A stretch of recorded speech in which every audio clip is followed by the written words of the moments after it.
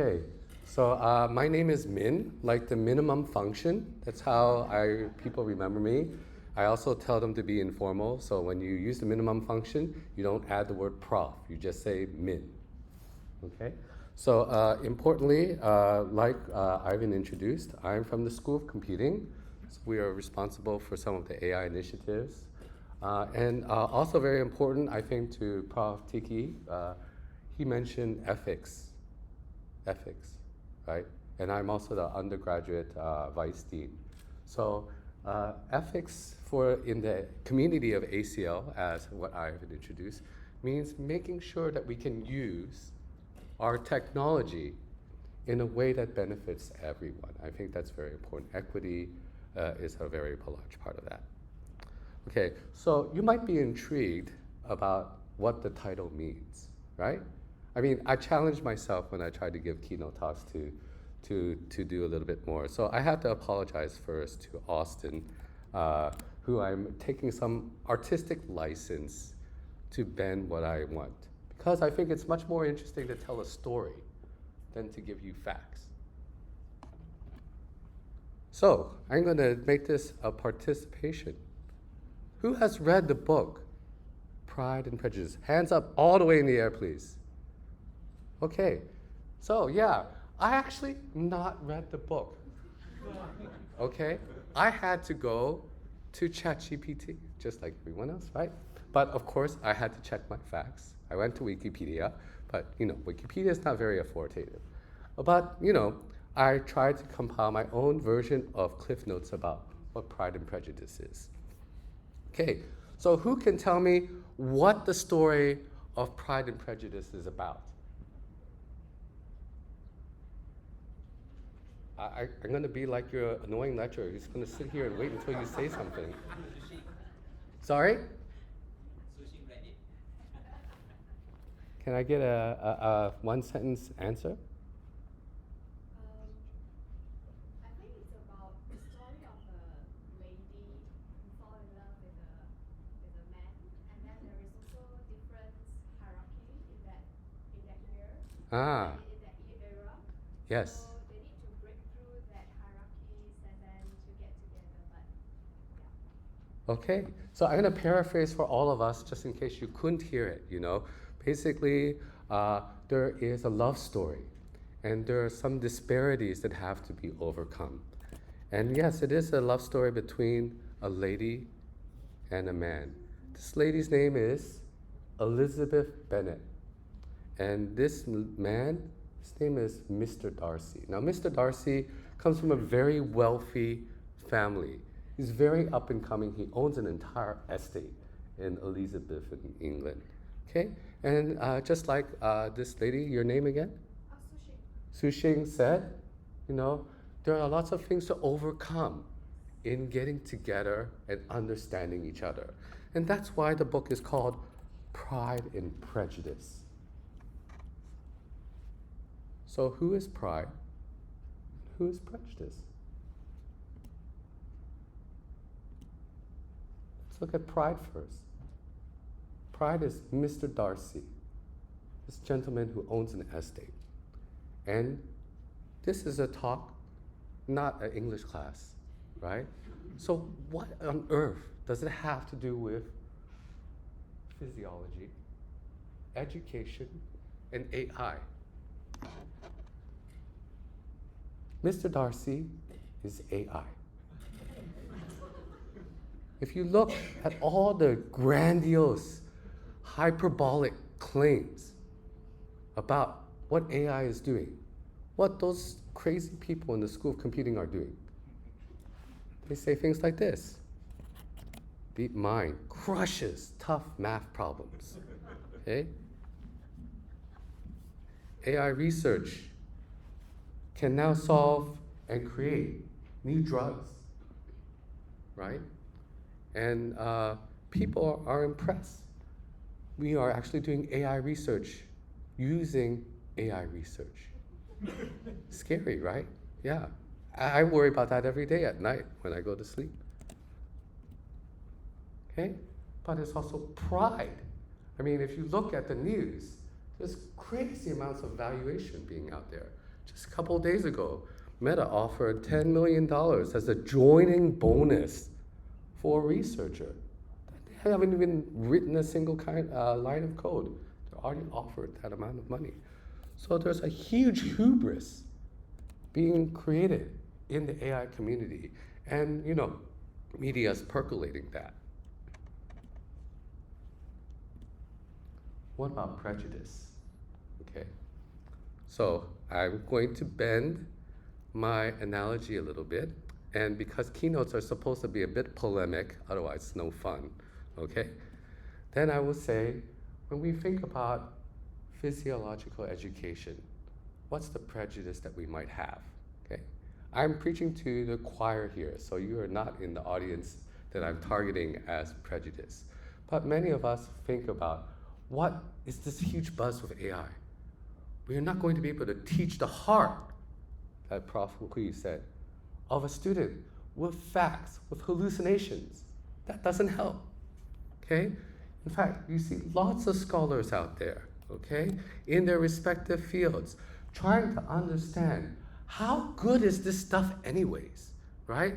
So here's assessing and completing free large language models for computational methods for bioinformatics and biostatistics. This is a little bit too small to read. Here's another one looking at systematic literature reviews, okay? And another one a little bit closer to home, medical internet research for psychiatry, okay? You might say, oh, that's interesting. How about physiology? Well, I'm pleased that we have Natasha in the room because Natasha and Jishong also wrote an article not so long ago in Medical Teacher exactly asking this question, right? Is ChatGPT ready as a learning tool? Are there differences between physiology and biochemistry? So I'm not the expert. You have them right in your room here. Ask them over lunch. They'll be happy to tell you. Okay? But one of the things I would like to emphasize is that AI makes mistakes. It does hallucinations. But people make them too. In fact, when I went over this article, I found errors in the reference list, which is one of the telltale signs that NTU will tell you is a cause for telling you you use ChatGPT. The majority of physiology and biochemistry responses answered by GPT 3.5 and 4 still had errors. So they're not model ways of answering. All of us can tell us that, right? And though it is not at a state to be considered a sole educational resource. So, thank you for your attention. Oh wait, that was just the middle of the talk, but you knew that, right? Because it still has all this stuff on the bottom. That's not actually the end. Okay, so it is a love story, right? Jane Austen writes love stories. What did she do? Actually, Darcy did something beyond what he could have done and went to help the Bennet family. And he exposed his love in a letter to Elizabeth. Elizabeth actually had received a marriage proposal from Darcy. But in his marriage proposal at the beginning, he was looking down on Elizabeth. He said, I'm reaching beneath my station, but you're so witty, I can't help it. I must confess my love to you. Okay? So AI people are like that. Just give us data, solve your problems. We don't need domain experts. We've got computation. Okay? But I think we have to have a partnership. We have to embrace things coming together. So I told you I took artistic license, okay? I painted a bad picture from that article, but it's not true. They said, okay, ChatGPT in particular is promising as an adjunct to available resources in education, okay?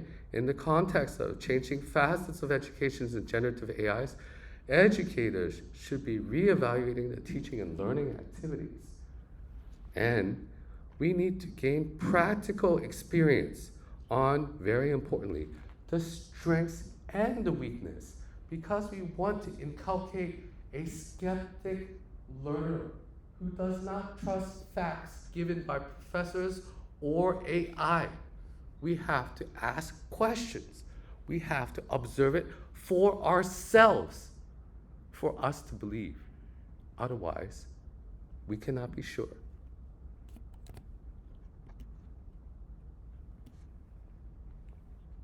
So, what about AI? I mean, I'm from the School of Computing. AI, as we know, is developing blindingly fast. Melvin talked about it. Engchai talked about it. We all know this. Okay? All those studies I showed you earlier, they're points of light at a particular time. It's like going to an old theater and watching the screen, frame by frame. Things are changing. What we care about hallucination now will be solved or addressed in some way. What our students get used to will be changing. They will adapt. We have to adapt with them. Okay? AI is a progression. But I'm talking to the choir again, because in physiology, we care about dynamic systems, not about static ones. Right? We teach systems. We teach context, not things that are static. We need to develop our curriculum with the end goal in view. What is the heart of what we want from our students and ourselves? We are at Act 1.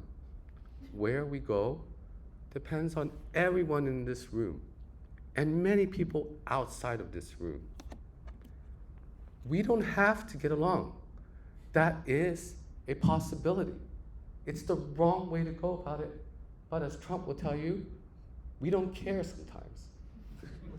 Okay? But we do care here. That's why we're celebrating 120 years of excellence in teaching. Partnerships between School of Computing and Yonglun School of Medicine are hard. I talk duck, you talk chicken. Okay? But we can find a foul language commonality to put things together. All right? We want to grow with our students because it's the only way forward is we must learn with our students how to use the technology, and our technologists, which I am representing, need to reach out to you. We cannot sit in the School of Computing and say, we can solve your problems with data. Because if we don't understand the problem, we are giving you the wrong data. We need to embrace the outcomes that we want for the next generation. So, this is not an ordinary talk at the School of Medicine. This is a talk about physiology. I had to look up what the heck that means. Okay? So, you can tell me how completely off my rocker I am when I say what's different about physiology is systems. And what's different about physiology is context. Okay? A unit, vascular, renal, doesn't matter, about how it interfaces with other systems and how internally all the variables change things. Okay? It's different from pharmacology. It's different from pathology. It's different from clinical medicine. All of these are related. To me, I didn't know the difference at all until yesterday night at 2 o'clock in the morning. Okay? But it does tell us what's going on. Okay? When we think about things like homeostasis and dynamic systems, okay, it's different from what we talk about in pharmacology. It's different from pathology. Why? If you look at the internet and you Google something about lungs, what do you get? Everything that's wrong with it. Why? Because people go onto the internet to find out why I'm coughing, why I have phlegm, okay? All of those articles are about things that are problematic. So pathological information is there, but homeostasis, not so much. We have to teach our AI systems what it means to be normal. I give you a case in point. When I tell you I knocked over a glass, okay, can you imagine that the floor is wet? Do I have to tell you that? Of course not. But we have to tell AI systems because they can't infer what they can't see. Okay? So that data is missing. And it means that the AI systems that are out there are misrepresenting what it means for physiological information, teaching it, and being able to understand the relationships. So, the training data that we all prize in the School of Computing, it is misrepresented for physiology. The second part, okay, we know that AI is everywhere, it's pervasive. Importantly, it's accessible 24/7. At night, when I was doing these slides, I could use AIs to come and cook up all these visuals, right? I can't do that if I have to work 9 to 5, right? Our students and ourselves, we are going to use AI anytime, okay? And importantly, in Prof. Tiki's talk, it is about equity. I talked to a public policy health professional. She said, AI is the best thing. And I said, aren't you worried about hallucination? And she told me, no, where I am in South Africa, you have access to ChatGPT, you can help somebody. I don't care whether it hallucinates or not. It's the difference between getting no support and dying, or getting inaccurate information and helping someone. Which outcome do you want? I want it to be imperfect, but I want it to be accessible and equitable, more than those academics who are trying to get things 100% accurate. Who cares? I want good outcomes for all people. That is what we want. So, when we think about language models, we think about AI, and we think about our students, we want them to be able to ask these questions about what if? Because this is the nature of physiology and what we want. We want our students to know what happens, cause and effect, integration and context. So, when our students are using these, asking ChatGPT, asking our AI tutors, like Owen said, we want to be able to manage that. A lot of us as professors, if we do rounds or things of this sort, we have to manage all of our underlings to give information. Some of that may be done now by AI systems. But we as professors, if we're not interacting directly with the students, how do we know what gaps they face? We have to manage our own use of our students' AIs in order to stay relevant. So it is a love story. We are at the beginning. One way forward might be through this type of software, bodied partially by what Owen said. We have on our website at SOC another case that Melvin also highlighted, okay, where a particular professor, some of you may know him, his name is Prof. Ben Liang. He runs a center called AI Center for Educational Technologies. It's a mouthful, it's called AI SET, but basically what he says is very simple. He says his center prioritizes the understanding of pedagogy or andragogy before determining how technology can solve these problems, okay?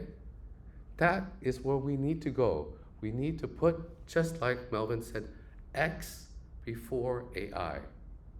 The discipline matters more. Technology is a tool. So, I want to thank you for your journey with me this afternoon, I guess, all right? And to say that I also have to rely on AI a lot. And if you like the slides, you're more than welcome to take a copy of them with you, okay? I have recorded the talk because that is the way that I do things now. So if you want a copy of the talk, come find me later, okay? Thank you so much.